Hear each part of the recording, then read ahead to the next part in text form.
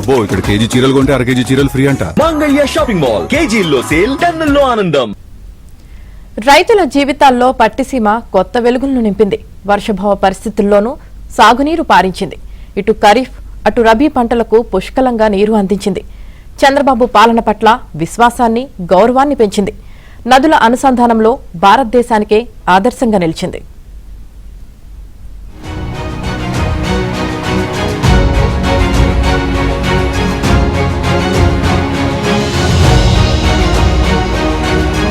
పట్టిసీమ ఎత్తిపోతల ప్రాజెక్టు ద్వారా గోదావరి జలాలు ఇబ్రహీంపట్నం వద్ద పవిత్ర సంగమంగా భావించే ప్రదేశంలో కృష్ణమ్మ చెంతకు చేరుతాయి.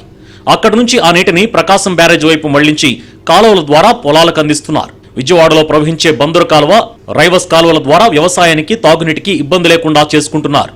విజయవాడ మున్సిపల్ కార్పొరేషన్ ఆధ్వర్యంలో ఈ కాలువల గట్లపై వాకింగ్ ట్రాక్లు, పార్కులు ఏర్పాటు చేసి వీటిని నగరవాసులకు ఆహ్లాదకరమైన విశ్రాంతి కేంద్రాలుగా తీర్చిదిద్దుతున్నారు. ఒక్క బందరు కాలువ ద్వారా 1,50,000 ఎకరాల ఆయకట్టుకు సాగునీరు అందుతుంది. గుడివాడ, పామర్రు, బంటుమిల్లి మీదుగా మచిలీపట్నం వరకు ఉన్న వేలాది ఎకరాలలో ఖరీఫ్, రబీ పంటలకు పుష్కలంగా సాగునీరు అందుతుంది.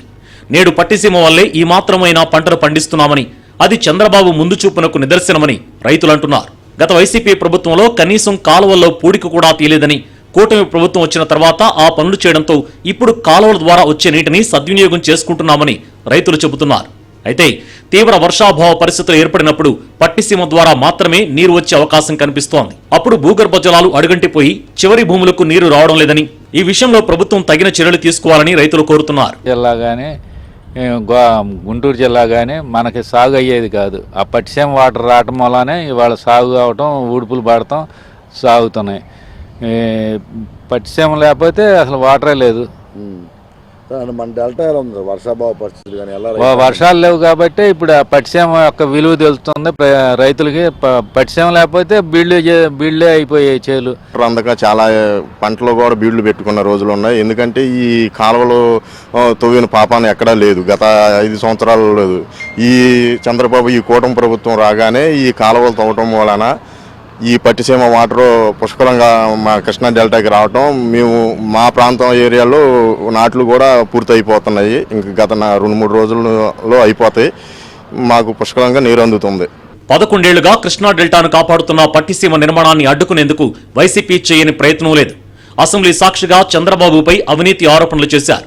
అయినా చంద్రబాబు ఆ రోజు రైతాంగ ప్రయోజనాల కోసం పోలవరం పూర్తయ్యే వరకు పట్టిసీమ సంజీవనిగా ఉంటుందని చెబుతూ ధైర్యంగా నిలబడ్డారు.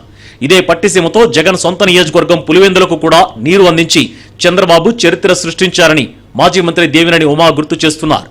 రాయలసీమ ప్రాంతానికి పరిశ్రమలు కూడా వచ్చాయని చెబుతున్నారు. అప్పుడు కూడా చంద్రబాబు నాయుడు గారి సభలో చాలా స్పష్టంగా చెప్పారు, నీ పులివెందులకు నీళ్ళు ఇస్తా, నీ పొలంనేరుకు నీళ్ళు ఇస్తా. ప్రతి ఒక్క ఎమ్మెల్యేని వాళ్ళు ఎవరైతే ఎగిరి అక్కడ గొడవ చేస్తూ ఉన్నారో వాళ్ళందరికీ సమాధానం చెప్పాడు ఆయన. ఆ మాట నిలబెట్టుకొని కుప్పానికన్నా ముందు పులివెందులకు నీళ్ళు ఇస్తానని దగ్గర ఆ రోజు నాయకులందరూ కూడా గడ్డాలు పెంచుకొని మాకు ఇన్ని వేల కోట్లు కావాలి, అన్ని వేల కోట్లు కావాలంటే దగ్గర 3,000 కోట్ల పైగా నీళ్ళు ఇచ్చి పర్వాలేదు కుప్పానికి ఆలస్యం అవుతుంది. కుప్పానికి వచ్చే లోపల మనం ఇక్కడ పులివెందులకి ఇస్తే చిన్న చెట్లు బతుకుతాయి, అక్కడ అరటికి ఉపయోగపడుతుంది. లింగాల రైతులు బతుకుతారు, పులివెందుల రైతులు బతుకుతారు. పులివెందుల రైతులు వచ్చి హైదరాబాద్ వచ్చి నీళ్ళు అడుగుతున్నారు, పులివెందుల రైతులు వచ్చి అమరావతికి వచ్చి నీళ్ళు అడుగుతున్నారు. ఆ పరిస్థితి ఉండకూడదని ఆ రోజు ఆయన తీసుకున్న నిర్ణయం వల్ల ఇవాళ లింగాల విశాఖపట్నం కన్నా కూడా ఇవాళ తలసరి ఆదాయం మరి దగ్గర 7.5 లక్షల పైగా 7,65,000 దాకా ఇవాళ దేశంలో నెంబర్ 1.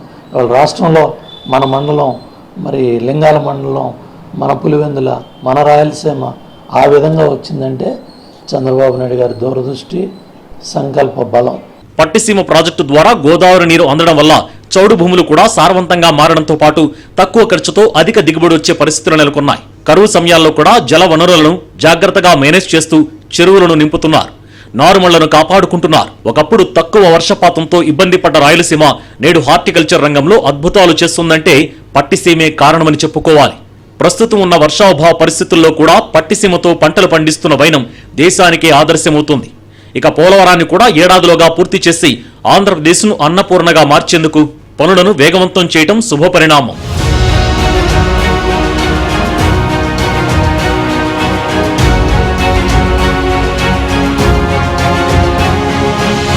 ఇప్పుడు ఇదే పట్టిసీమ ద్వారా రాయలసీమకు కూడా నీరు మళ్లించిన ఘనత మాత్రం ముఖ్యమంత్రి చంద్రబాబు నాయుడుకే దక్కుతుందని రైతాంగం చెప్తుంది. ఇటు కృష్ణా డెల్టాకి ఇటు రాయలసీమకి ఈరోజు పట్టిసీమ సంజీవనిగా మారింది. ముఖ్యంగా ఈ పోలవరం ప్రాజెక్టు పూర్తయ్యేంత వరకు ఈ పట్టిసీమే అందరికీ కూడా సుఖప్రదాయనిగా మారింది. ఈ నేపథ్యంలో ఇప్పుడు పట్టిసీమ గురించి రాష్ట్రమే కాదు దేశవ్యాప్తంగా చర్చ నడుస్తోంది. ముఖ్యమంత్రి చంద్రబాబు నాయుడు కూడా ఇటీవల ప్రకటించారు, పోలవరం పూర్తయ్యే వరకు పట్టిసీమ ద్వారా నీరు అందిస్తాం. ఆ తర్వాత పోలవరం పూర్తి చేసి జాతికి అంకితం చేసిన తర్వాత మొత్తం ఆంధ్రప్రదేశ్ వ్యాప్తంగా ఆ పంటలతో పాటు నీటి కొరత అనేది ఉండదని కూడా తేల్చి చెప్తున్న పరిస్థితి. దానికి మరో ఏడాది గడువులోనే ఈ పోలవరం అందుబాటులో తెస్తామని కూడా ఆయన చెప్తున్న పరిస్థితి. ఏదైనా ఈ పట్టిసీమ కారణంగా రైతాంగం మాత్రం ఆనందం వ్యక్తం చేయడం అయితే కనిపిస్తుంది. వీడియో గణేష్తో వరప్రసాద్, ఏబీ ఆంధ్రజ్యోతి, కృష్ణా జిల్లా ప్రాంతం.